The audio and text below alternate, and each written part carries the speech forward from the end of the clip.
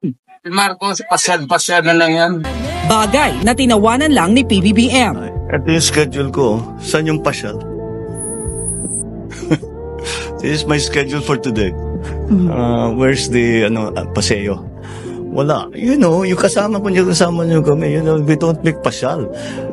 Even in the places that I know or I've spent a lot of time in, hindi ko napupuntahan yung mga dati kong pinupuntahan because we're here to do this.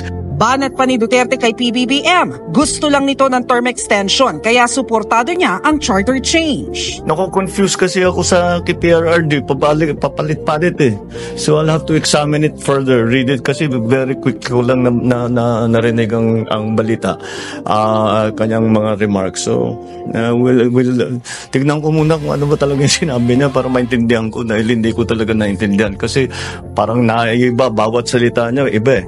Sa kabila ng mga batikos, binati pa rin ng happy birthday ni PBBM si Duterte na magdiriwang ng kaarawan sa March 28. Di naman daw kasi siya na may personal.